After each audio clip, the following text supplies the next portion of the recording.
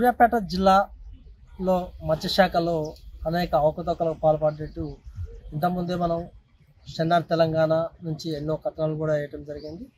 అయితే రాను రాను ఇక్కడ ఉన్నటువంటి ప్రస్తుత డిఎఫ్ఓ రూపేందర్ సింగ్ అనేక అక్రమాలకు పాల్పడుతున్నారని ఈరోజు న్యూస్ను కూడా కొంతమంది బాధితులు కావచ్చు, లేకపోతే సమస్యల కొరకు కావచ్చు మన రోజు ఆశ్రయించడం జరిగింది. మన దగ్గర ఆత్మకూరు మండలానికి సంబంధించినటువంటి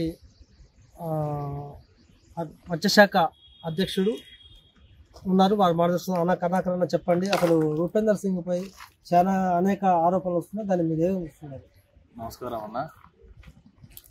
ఇప్పుడు చూసుకున్నట్టయితే గతంలో జరిగినట్టు ఇప్పుడు జరిగినట్టు చూసుకున్నట్టయితే ఏ మత్స్యశాఖ అధికారి మన చైర్మన్ ప్రతి గ్రామానికి ముదిరా సొసైటీ నుంచి ఒక చైర్మన్ ఉంటాడు.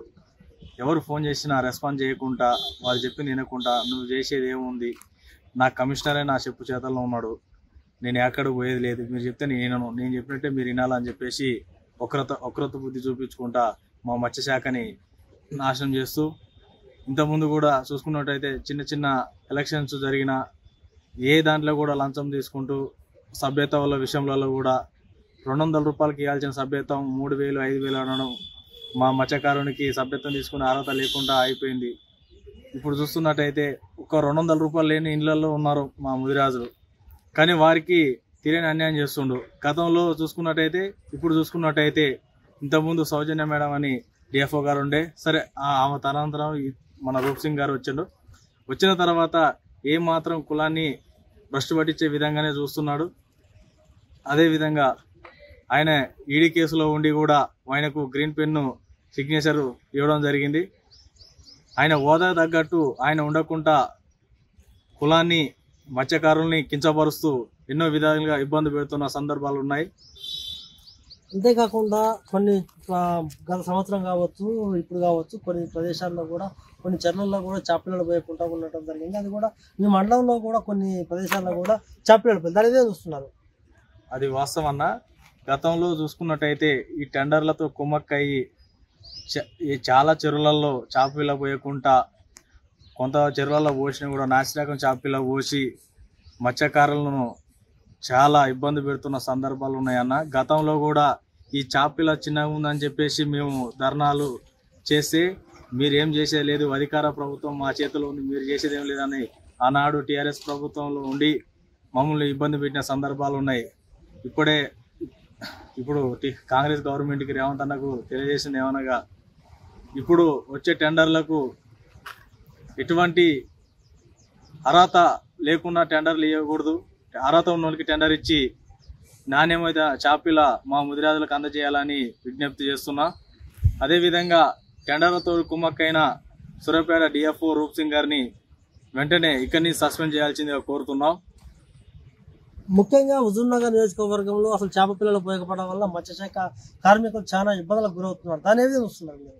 గత 10 ఏళ్ళుగా టీఆర్ఎస్ ప్రభుత్వం వచ్చిన కాంచి తెలంగాణ ప్రభుత్వం ప్రతిష్టాత్మక చేయబట్టిన చేపపిల్లల కార్యక్రమాన్ని మనకు ఎంతగానో చెప్పుకున్నారు.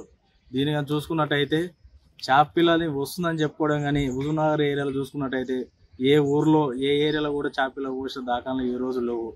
ఎందుకంటే అక్కడ ఉన్న స్థానిక ఎమ్మెల్యే చొరవ తీసుకొని ఆయన చెప్తేనే పోయాలని చెప్పేసి ఆ రోజు మా మత్స్యకారుల్ని భయభ్రాంతులకు గురి చేసిన సందర్భాలు ఎన్నో ఉన్నాయన్న. అదేవిధంగా ఇప్పుడు రానున్న జనవరి, జూన్, జూలై, ఆగస్టులో వచ్చి చేపపిల్ల కూడా నాణ్యత గల చేపపిల్లన రావాలి.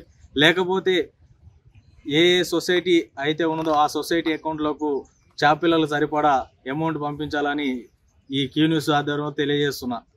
ముఖ్యంగా రూపేందర్ సింగ్ అనే డిఎఫ్ఓ ఇక్కడ సూర్యాపేట జిల్లా వచ్చాక నుంచి అసలు భ్రష్టు పట్టించడం జరుగుతుందని చెప్తున్నారు. అదేవిధంగా అసలు ఎన్నిసార్లు మీరు మత్స్యశాఖ కార్మికులు కావచ్చు, లేకపోతే వేరే వారు ఎవరు ఫోన్ చేసినా కూడా లిఫ్ట్ చేసే సందర్భాలు దాని చూస్తున్నారు? మేము చాలాసార్లు కొన్ని సమస్యల మీద ఫోన్ చేయడం జరిగిందన్న. నేనే కాదు, నేను ఇక్కడ మేపా సూర్యాపేట జిల్లా అధ్యక్షుడు పనిచేస్తున్నా కులం సంఘం తరఫున. అయితే గత కొన్ని సొసైటీల నుంచి అన్న ఇట్లా సంగతి ఫోన్ చేస్తున్నా, రెస్పాన్స్ చేయడం లేదు, మాకు కొన్ని సమస్యలు ఉన్నా కూడా ఆయన ఎక్కడో పెడుతున్నాడు, మా సమస్యలు ఎవరు చెప్పుకునే పరిస్థితి లేకుండా అయిపోయింది. ఈ డిఎఫ్ఓ వచ్చిన కాంచి ఊర్లో చేపలు పట్టాలన్నా భయం వేస్తుంది. అంటే అన్ని కులాల మధ్యలో చిచ్చు పెట్టి మమ్మల్ని ఇబ్బంది పెడుతున్న సందర్భాలు ఉన్నాయని చెప్పేసి చాలా సొసైటీ నుంచి ఫోన్ చేస్తారు అన్న. దీన్ని కూడా మనం ఖండిస్తూ ఏ చెరువులు అయితే ఉన్నాయి అది ముదిరాజుల హక్కు అని చెప్పేసి గతంలో చెప్పారు. ఇప్పుడు కూడా రేవంత్ అన్న చెప్పడం జరిగింది. మా సొసైటీ చెరువుల జోలికి ఎవరు కూడా రాకూడదు, వచ్చి మమ్మల్ని ఇబ్బంది పెట్టకూడదు. ఇబ్బంది పెట్టినచో మేము అధికారులకు కంప్లైంట్ చేయడం జరుగుతుంది అన్న. ఇప్పుడు ముఖ్యంగా చెప్పండి, కొన్ని కోట్లలో ఉన్నటువంటి చెరువులు కూడా చేపలను పోసే విషయంలో కొంతమందికి సభ్యత్వాలు చేయడం కూడా జరిగింది తెలుస్తుంది. దీన్ని ఏదైనా చూస్తున్నారు పిల్లమర్రి కానీ రాయగూడెం విషయంలో కొంతమంది రాయగూడెం వాళ్ళకు అసలు సభ్యత్వాలు చేయడం కోర్టులో ఉన్న విషయం, దాన్ని ఏదైనా చూస్తుంది.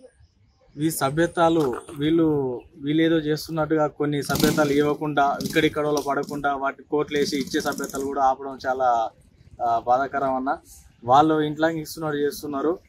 ఎంతమంది జనం ఉన్న చెరువు విస్తీర్ణం బట్టి సభ్యతలు ఇవ్వచ్చు అన్న. కానీ విస్తీర్ణత ఉన్నా కూడా సభ్యతలు ఇవ్వకపోవడం చాలా సిగ్గుచేటు. దీన్ని రాజకీయంగా చేసి కులాన్ని తాకట్టు పెట్టి మత్స్యకారులను బాధ పెడుతున్న సందర్భం ఉందన్న ఈరోజు చూస్తుంటే.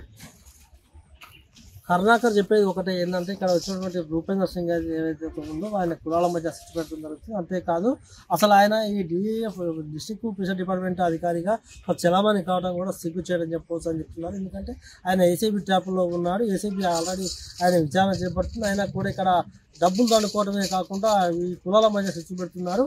అంతేకాదు ఆయన ఇష్టం వచ్చిన విధంగా ప్రవర్తిస్తాడు. ఏ ఒక్క అధికారి కూడా ఇప్పుడు ఈ గతంలో ఈ విధంగా లేడు. ఈయన మాత్రం చాలా విధంగా మమ్మల్ని భ్రష్టు పట్టిస్తారు. ఎందుకంటే స్టేట్లో ఉన్నటువంటి కమిషనరే మా చెప్పు చేతుల్లో ఉన్నాడని కూడా బహిర్గతంగా